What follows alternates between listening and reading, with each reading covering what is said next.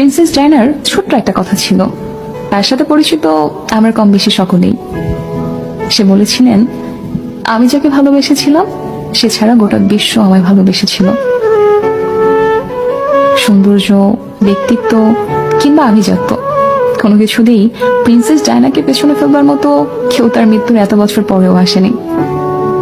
অথচ তার স্বামীও তাকে ঘরে রেখে আসক্ত হয়েছিল পরনারীতে, যা শেষটা হয়েছিল তাদের বিবাহ বিচ্ছেদ দিয়ে। তোমরা অনেকেই বলো না, গুছিয়ে না চললে, নিজেকে সাজিয়ে না রাখলে পুরুষ হাতছাড়া হয়ে যায়। আসলে এটা পুরোপুরি মিথ্যে, বুঝলে?